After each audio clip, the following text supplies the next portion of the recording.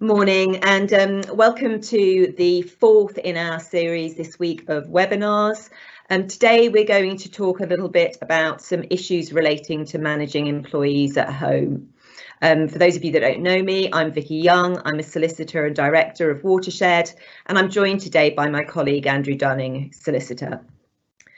These are going to be the topics that we're going to cover. If we can go to the next slide. Managing work and performance when people are working at home, some health and safety issues that might arise when people are working at home longer term, GDPR issues, and then we're going to have a look at policies and procedures and what you might want to make amendments to ensure that you're properly covered and your employees are safe while working at home, and then also just look at a few practical considerations. Next slide.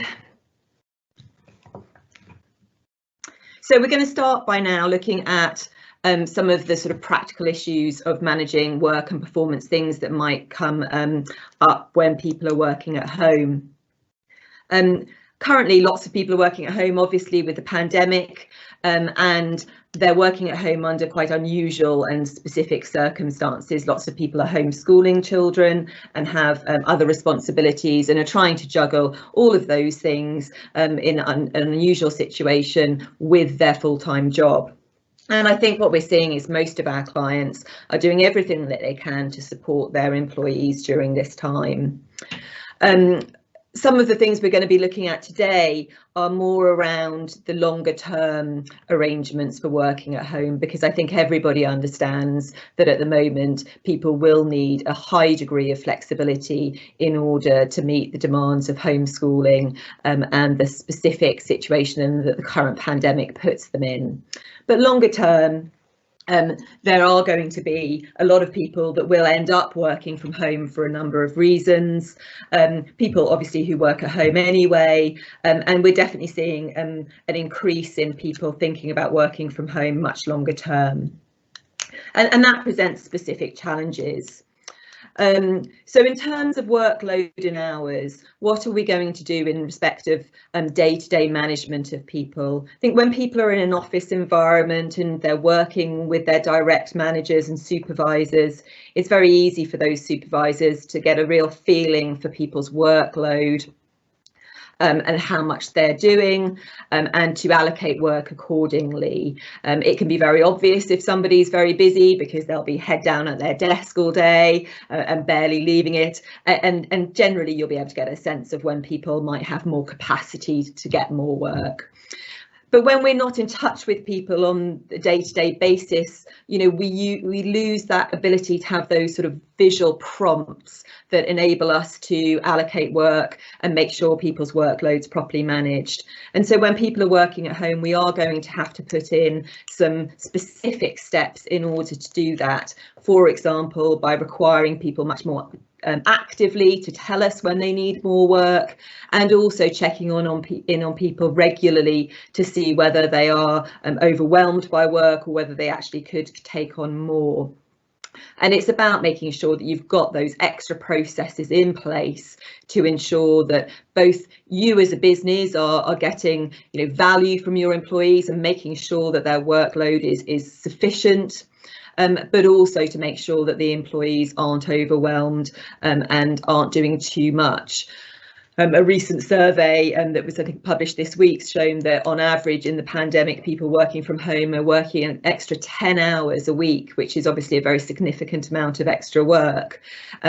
Having said that, I think you've got to factor in the situation at the moment where perhaps people are, you know, it's new to people working at home. People aren't having to travel, and so they're getting that time back, which would have been sort of technically sort of work time in terms of how they viewed it, and so perhaps they're giving back that travel time to the business, and also obviously at the moment there's very little to do outside of the home because we're meant to be staying at home. So I think whether that sort of figure of extra work translates into much longer term working at home arrangements, I think remains to be seen. But one of the things we are going to have to do is think about how we manage people's working hours. As I said, at the moment, I think lots of people are getting a very high degree of flexibility, and we're seeing most of our clients making adaptations to people's working hours to ensure that they can manage their other responsibilities. So, for example, we're seeing lots of people having very early starts, doing a few hours of work, then being able to dedicate themselves to homeschooling, and then perhaps picking up work at 4 o'clock and then working into the evening. So we're seeing some real flexibility with people's working hours, which is obviously a really good thing. Longer term, though, the business may well have a need to ensure that people are working much more predictable hours and working core hours, so that they're available for meetings, so that there's an ability to monitor what people are doing and ensuring that the work's getting done in a timely way.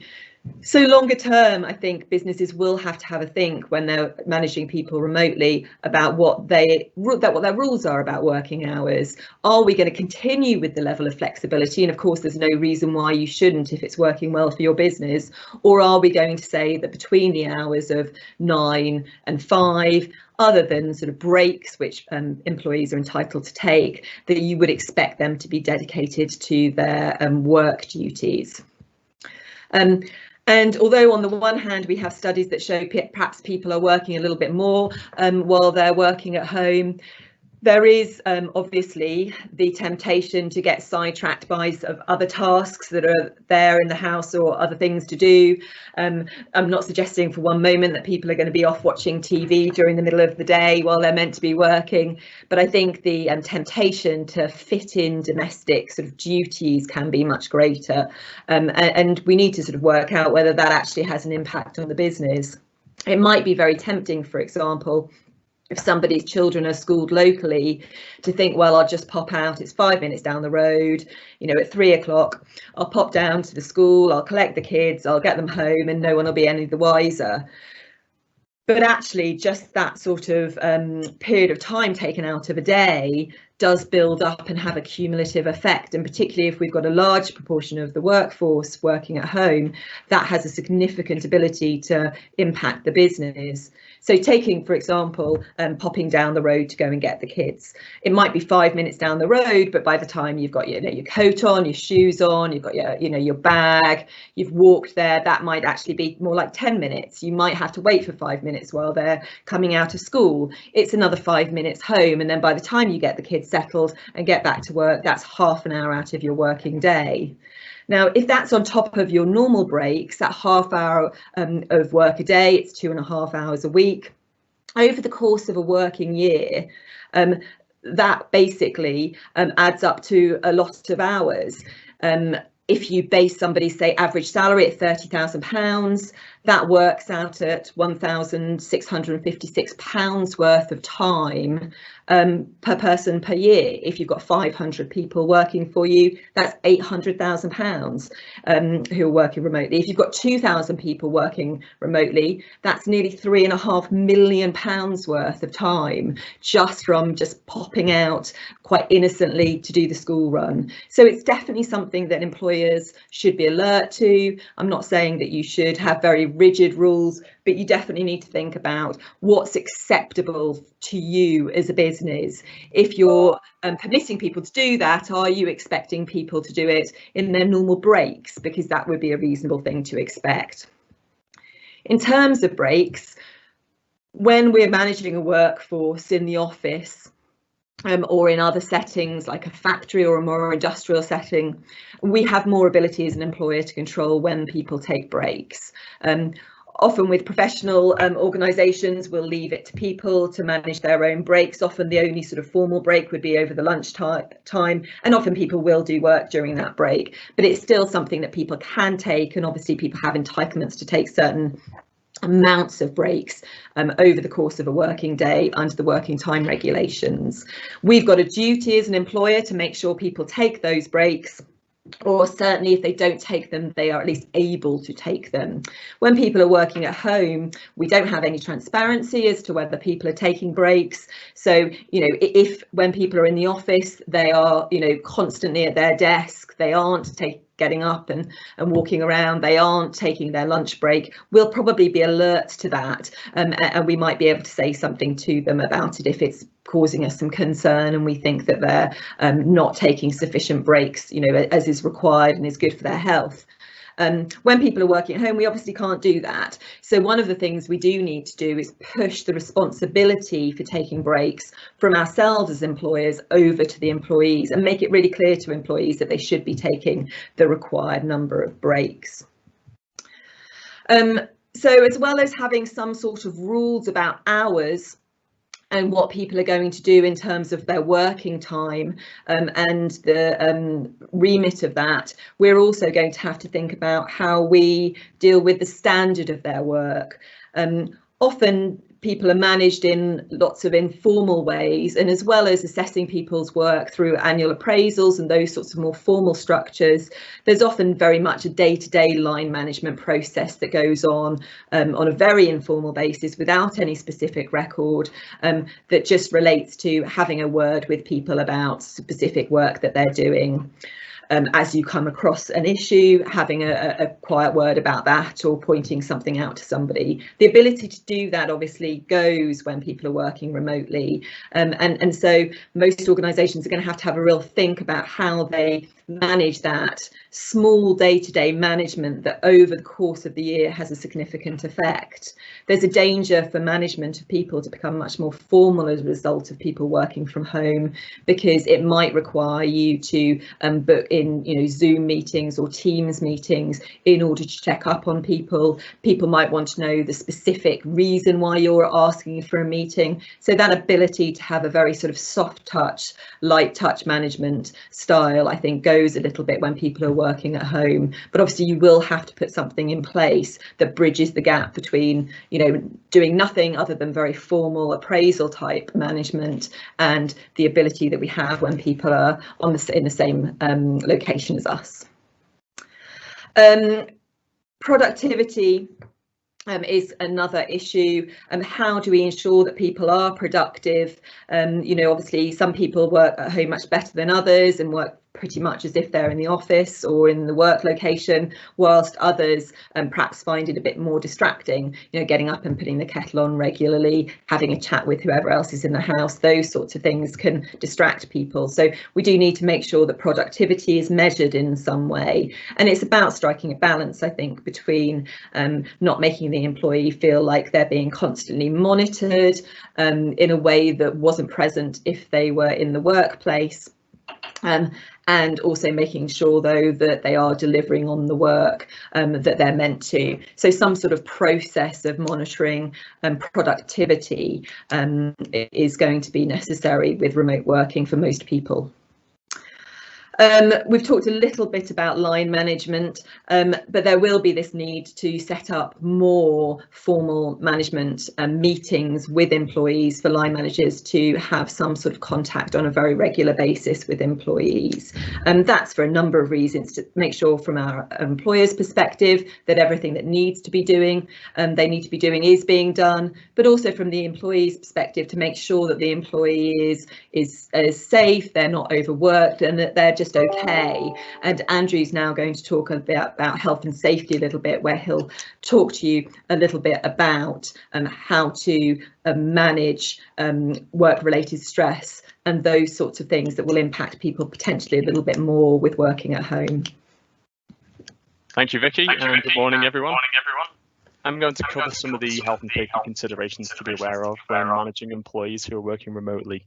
It can be quite easy to fall into the trap with employees who are working from home that they are out of sight, out of mind, or to assume that the responsibility for their personal health and safety rests with the individual, seen as they are in their own home. However, the legislation and guidance is very clear that the responsibility remains firmly with the employer. So if we take a look at the legal obligations upon employers, as we can see on the slide, as a general starting point, an employer is responsible for the employee's welfare, health and safety so far as is reasonably practicable. This is under Section 2 of the Health and Safety at Work Act 1974. Meanwhile, Regulation 3 of the Management of Health and Safety at Work Regs 1999 provides that employees must conduct a suitable and sufficient risk assessment for all of the work activities carried out by their employees, including home workers. in order to identify any hazards and assess the degree of risk. As well as the legislation, the Health and Safety Executive Guidance states that as an employer, you have the same health and safety responsibilities for home workers as for any other workers. The HSE guidance provides that when someone is working from home, permanently or temporarily, as an employer, you should consider how you'll keep in touch with them, what work activity they will be doing and for how long. Can that work be done safely? And do you need to put control measures in place to protect them? So as an employer, it's important to take these legal obligations and guidance into account in relation to any employees who may be working from home to decide what measures you need to put in place. If we turn to the next slide, we can have a look at some of the areas that these measures may fall under and how you can address them. So the first consideration is the work environment itself and whether the employee has suitable working conditions and the proper equipment needed to perform their role. You need to arrange a suitable and sufficient risk assessment for employees who are working from home to establish whether their environment is suitable and whether any adjustments or additional equipment may be needed. Given the current lockdown restrictions, it isn't advisable to go into your employees' homes and conduct the risk assessments with them. So ACAS have produced some guidance on working from home during the pandemic, and they recommend that where the employee is not able to carry out a full risk assessment with the employee, they can ask employees to carry out a self-assessment of their workspace and their equipment. So they suggest using the CIPD's template survey, which consists of a number of factors, including the employee's personal situation, whether they have any dependents living with them, what the current workstation setup is, whether they require any additional equipment to support them, whether they feel that they can easily communicate with their manager or colleagues, and whether they need any additional support from a well-being perspective. Upon receiving the employee's self-assessments, you can then discuss with them any changes that may be required to improve their setup. And we know that some employees have been conducting remote one-to-one assessments with their employees, either directly or using a third party. So they may hold a video call with the employee to review their current setup and then consider any adjustments that may be required from there. As the lockdown restrictions have continued for far longer than probably any of us predicted, it is important that any assessments are regularly reviewed as well. So for instance, if someone was initially comfortable with an old chair that they've been using for perhaps a couple of months at the time, that may no longer be the case, seeing as we're nearly 12 months down the line, and it could be putting the employee at risk of a longer term back injury, for example. In terms of what equipment should be provided for employees working at home, this may vary depending on factors such as the size and resources of the employer, the nature of the role, and any health conditions that the employee has. Generally, the employer will be expected to provide the employee with the equipment required to undertake their role and to do so in a safe manner. So, for example, employees who are expected to handle a large number of calls as part of their role may need to be provided with a phone or a headset in order to be able to work effectively from home. We're also aware that some larger organisations have provided an equipment allowance for employees working at home in order that they can kit out their own home office. Employees also need to be particularly attentive to stress and illness amongst employees who may have been working from home for extended periods. Many employees have found that reported sickness absence levels have actually dropped considerably since large numbers of the workforce have been working from home. Clearly, it's much easier to work from home when you're feeling unwell than having the prospect of a long commute and a full day in the office. So a lot of genuine sickness could be going under the radar. It's important to keep an eye on this in your day-to-day interactions with your staff and help to identify if any employees may be working while they're sick. Although an employee may feel that they are well enough to stay in bed and work through their emails, and may also wish to avoid having any periods of sickness build up on their absence record, there is a risk that trying to work through illness could lead to a more serious health issue developing, for which the employer could potentially be liable if they fail to protect the employee. You should therefore think carefully and review your current sickness absence rules. Make it clear that if employees are sick, that they should be resting and should not be working.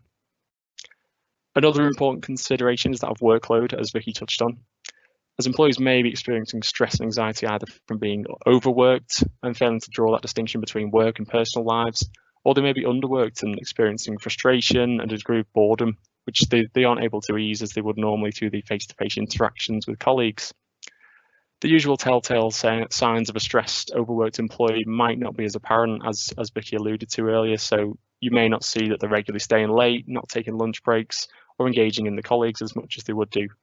So you should ensure that you're having regular check-ins with your teams just to discuss workload and understand exactly how busy or otherwise they may be. This links in with the next point regarding isolation, which can be a huge concern for employees, and in particular those who live alone and don't have that normal interaction that they would at the end of the working day. It can also be particularly difficult for junior employees or those who have just joined the organisation under remote working conditions, as the opportunities for on-the-job learning or learning by osmosis, as it may be known, can be restricted. So you should look to provide additional support for these employees through having regular check-ins with them and ensuring that peer assistance and review is available remotely.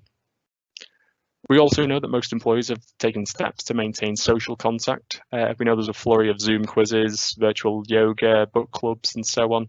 And it is important to maintain that social outlet for colleagues that they're otherwise deprived of, although we do appreciate that there is an element of quiz fatigue setting in.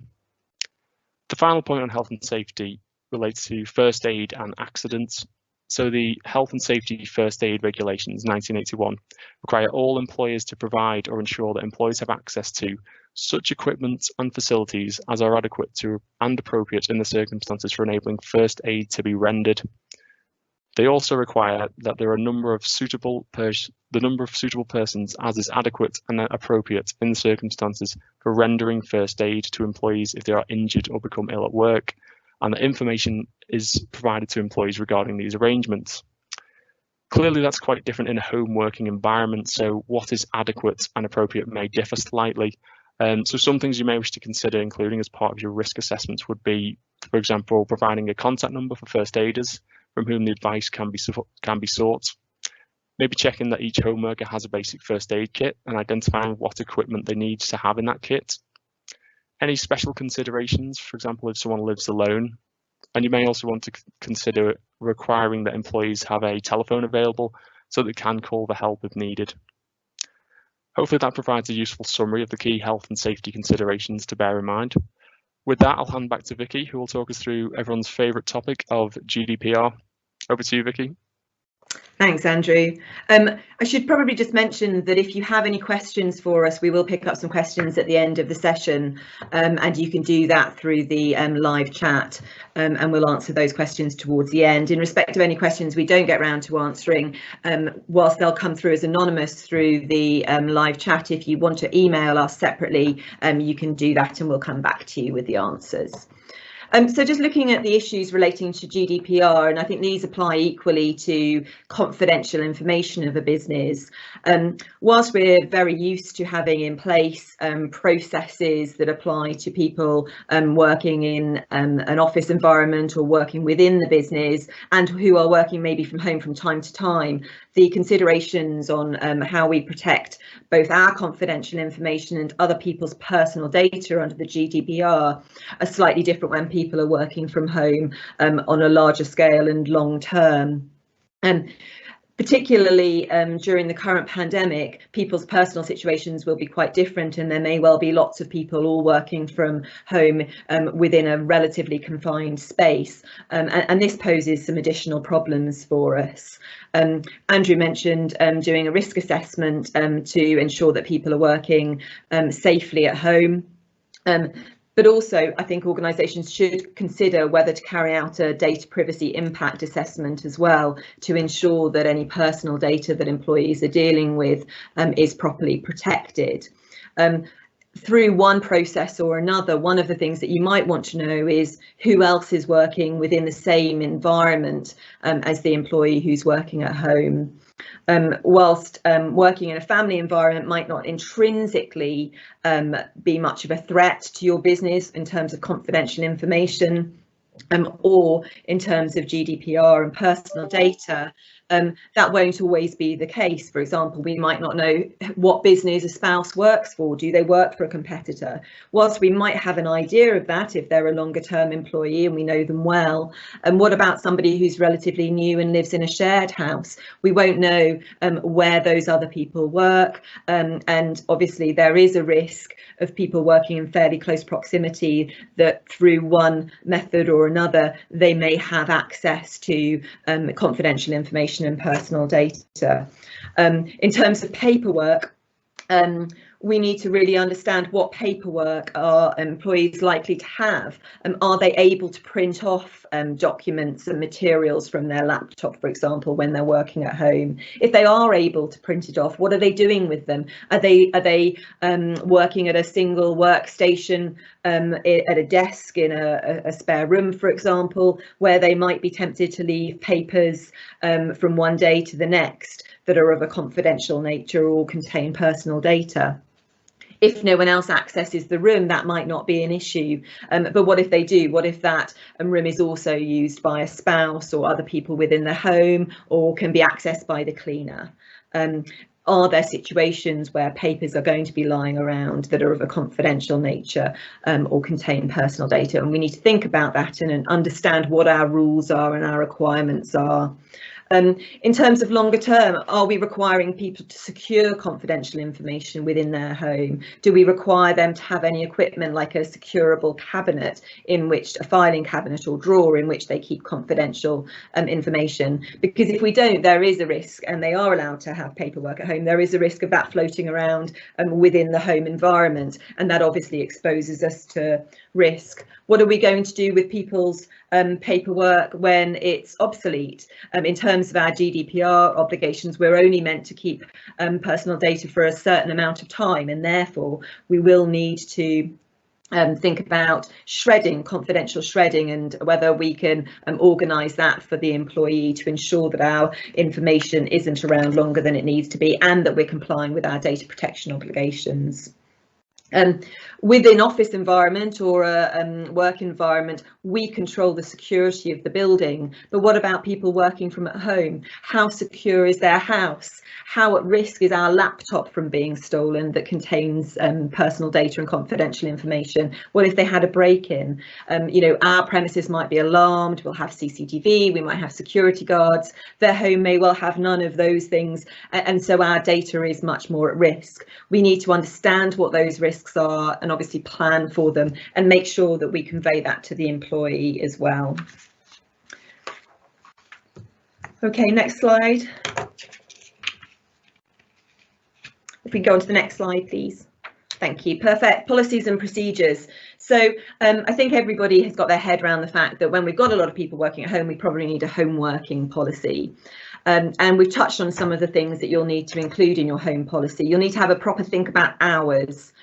What is your understanding about hours? And if we're flexing them at the moment, we should be clear that we're just flexing them at the moment. But longer term, what are the hours of work? What are our expectations around that? What are permissible activities during the day in terms of domestic jobs and those sorts of things? If we're saying they should be limited to break times, then we should be really clear about that. We should also make sure that we're very clear about these very specific things that will apply to people when they're working at home in terms of GDPR and confidentiality. We might also talk about the security of their home and put an obligation on them to ensure that their home is secure.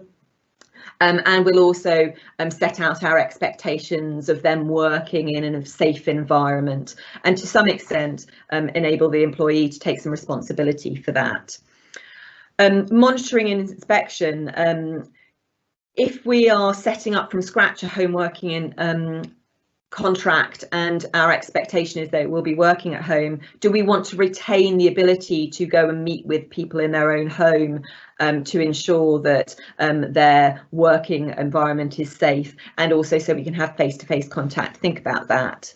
You will then also need to update some other policies. So your sickness and absence policy, we're going to need to be really clear with people that they shouldn't be working, half-heartedly because they're ill. They shouldn't be soldiering on, because that will skew our absence figures and also impact productivity and impact their health. So there's a number of changes we might need to make to our sickness absence policy. We've talked about health and safety, and we've talked about GDPR, but obviously making sure that your policies, as well as your home working policies, all of your policies are in line. Disciplinary and grievance policy. Over the pandemic, we've got very used to holding meetings remotely. And there's no reason why that shouldn't continue until we know otherwise. So again, might you need to update your disciplinary and grievance policy to enable you to longer term have meetings where appropriate remotely via Zoom or Teams. Okay, and if we can just go to the next slide.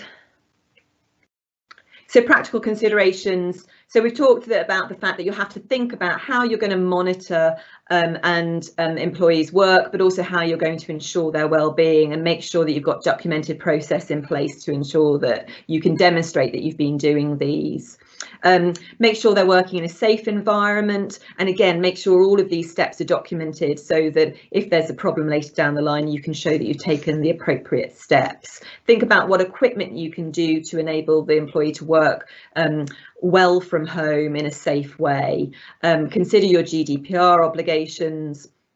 And also think about practical matters like how are you going to get equipment back if you've lent it to people, and make sure you provided for that in your policies and procedures. You might, for example, want to have a contractual obligation on people to allow you to enter their home to take back expensive computer equipment and specialised chairs and those sorts of things. Whilst it obviously won't give you the authority to force your way into the home, obviously having a contractual power to do so might be useful in certain circumstances towards the end of the employment relationship. We're now sort of pretty much at the end of the time, so and there's just a few questions that have come through that we'll start to have a look at. So one of the questions is, if an employee says they're struggling with their mental well-being when working at home, can they come into the office? I think the answer to that will depend on the circumstances. During the current lockdown, obviously people should work at home when they can, but if there are good reasons to, and provided you're satisfied that you're being legally compliant, you might want to facilitate them coming into the office. Most contracts will provide, even working at home contracts will provide that the employee might have to work in other locations from time to time, and so if you feel that they're better in the office, then you should discuss it with them and move them into the office if you think that's a good solution and it's going to help with their health. Long term, that may or may not be a solution, and that's something you'll have to speak to the employee about. Okay. And I think we've got time for one more question. It's probably one for Andrew. The question is, sorry, I'm just trying to find it. Are we meant to provide first aid kits and a first aider to attend in homes of 5,000 employees? Not all 5,000 are trained in first aid. I think actually looking at that, Andrew's probably already answered that, but I think the answer is it doesn't say that you have to, the rules don't say that you have to provide a first aid kit and you have to provide a first aider, but you have to provide them access to it and ensure that they have access to a first aid kit. So again, I think a practical solution is to talk to them about, make an assessment of what kind of first aid equipment they're likely to need in a home environment, and bear in mind that's going to be, the work related accidents are going to be much more limited when they're working at home and often being desk based or something like that, so the propensity for very big first aid emergencies is a little bit less. So you can think about what it is that they've got, and then obviously if there is a gap, then work out how you're going to provide that. And Andrew made a sensible point that you might want to give them telephone access to first aiders in an emergency. Well, thank you very much to everybody for attending today. I think that's all we've got time for. If you do have any further questions or we haven't been able to answer your questions, please do email us on one of the email addresses on the screen. And thanks very much for attending.